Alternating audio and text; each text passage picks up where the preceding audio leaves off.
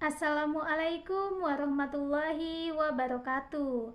Hai semuanya, perkenalkan nama saya Rahmawati, NIM 223283 RA2 MSDM. Dan dalam video ini saya akan memaparkan materi tentang manajemen kinerja. Nah, materi ini akan mencakup beberapa topik penting seperti definisi manajemen kinerja, kepemimpinan kinerja, pendekatan sistem dalam manajemen kinerja, model strategi planning, teknik pengukuran kinerja, teknik strategi, dan analisa kebutuhan kompetensi. Baik, langsung saja. Di sini saya akan menjelaskan materi manajemen kinerja. Manajemen kinerja merupakan proses strategi dan integrasi yang bertujuan untuk meningkatkan efektivitas kinerja individu, tim, dan organisasi secara keseluruhan. Materi ini awal ini menekankan bahwa kinerja bukan sekedar hasil kerja, tetapi juga bagaimana proses kerja dilakukan sesuai standar dan tujuan organisasi. Fungsi utama manajemen kinerja meliputi yang pertama, perencanaan kinerja, yaitu menetapkan target dan standar yang ingin dicapai. Yang kedua, pemantauan dan pengembangan, yaitu melakukan supervisi dan pelatihan selama proses berjalan. Selanjutnya, evaluasi dan umpan balik, yaitu menilai hasil dan memberikan arahan untuk perbaikan. Dan terakhir, pengakuan dan penghargaan, memberikan intensif atas kinerja yang baik. Nah, pendekatan ini bersifat kontinu dan kolaboratif, bukan hanya tanggung jawab manajer tetapi juga karyawan itu sendiri. Selanjutnya di sini ada definisi kepemimpinan kinerja. Kepemimpinan kinerja adalah pendekatan kepemimpinan yang berfokus pada pencapaian hasil kerja yang optimal melalui pengelolaan, pengarahan, dan pemberdayaan anggota tim secara strategis agar mencapai tujuan organisasi. Selanjutnya, karakteristik kepemimpinan kinerja yang baik, yaitu yang pertama, mampu memberikan visi dan arah yang jelas. Yang kedua, mengembangkan potensi karyawan.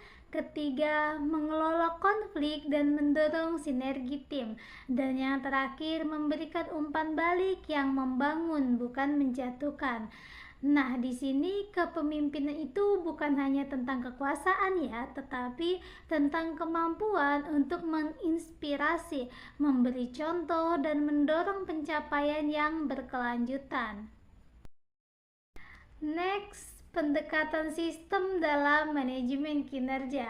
Nah, selanjutnya kita melihat manajemen kinerja ini dari perspektif pendekatan sistem, yang berarti seluruh komponen organisasi harus berjalan, saling berhubungan, dan selaras. Nah, dalam sistem ini terdapat 3 komponen utama. Yang pertama, input. Input ini mencakup sumber daya seperti sumber daya manusia, anggaran, dan sarana. Dan yang kedua, proses. Proses ini mencakup pelaksanaan kegiatan, pengawasan, dan komunikasi kerja. Nah, yang terakhir di sini ada output. Output yaitu hasil kerja, baik berupa produk, layanan, maupun dampak.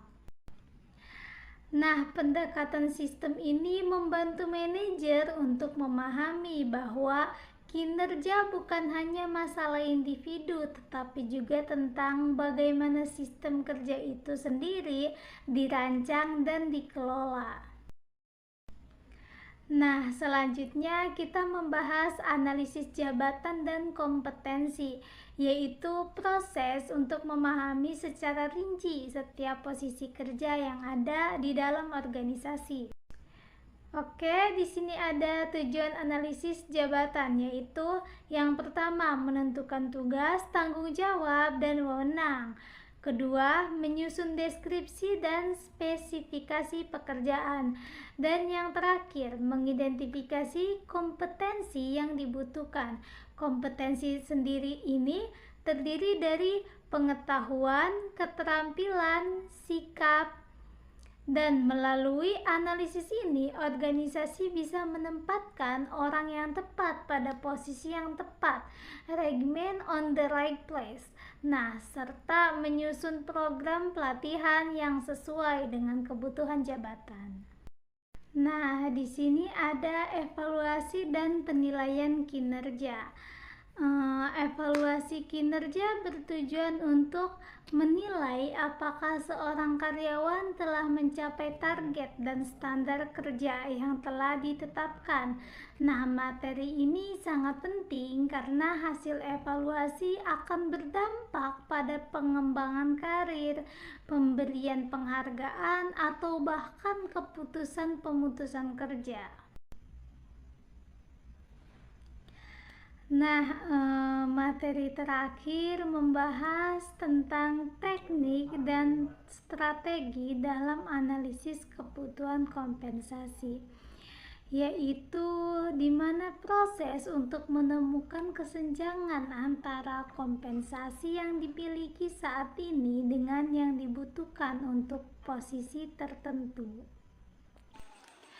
Baik, keseluruhan dari materi yang telah dibahas menunjukkan bahwa manajemen kinerja itu bukan hanya soal menilai hasil kerja, tapi lebih ke dari itu. Ini adalah proses strategis yang menyeluruh. Nah, pertama tadi kita bahas ya, sudah kita pelajari bahwa manajemen kinerja mencakup perencanaan, pemantauan, hingga evaluasi terhadap aktivitas organisasi agar semuanya sejalan dengan tujuan yang ingin dicapai.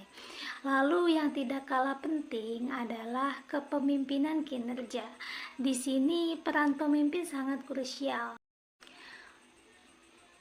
Pemimpin yang baik mampu memberikan arah yang jelas, membangun semangat kerja, dan menciptakan budaya organisasi yang sehat dan produktif. Nah, kemudian juga membahas pendekatan sistem dalam manajemen. Nah, pendekatan ini mengajarkan bahwa semua bagian organisasi itu saling terhubung. Jadi, kita tidak bisa memperbaiki satu bagian saja tanpa mempertimbangkan dampaknya pada bagian lainnya. Berikutnya, kita membahas model strategi. Nah, model ini sangat membantu organisasi dalam menyusun strategi jangka panjang yang tidak hanya fokus pada hasil, tapi juga proses dan kualitas. Nah, selanjutnya adalah teknik pengukuran kinerja. Ini penting banget nih, karena dari sinilah ya kita bisa menilai efektivitas kerja. Apakah targetnya tercapai dan bagian mana yang perlu ditingkatkan? Dan yang terakhir, analisa kebutuhan kompetensi.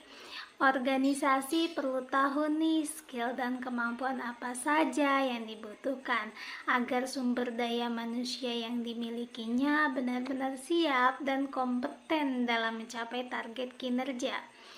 Jadi bisa disimpulkan ya bahwa seluruh aspek ini manajemen kinerja, kepemimpinan, sistem, strategi pengukuran, hingga kompetensi semuanya saling melengkapi ya. Jika dijalankan secara integritas, maka organisasi akan mampu beradaptasi, berkembang, dan mencapai tujuannya dengan lebih efektif dan efisien. Mungkin hanya itu yang dapat saya sampaikan. Kurang lebihnya mohon maaf. Wassalamualaikum warahmatullahi wabarakatuh.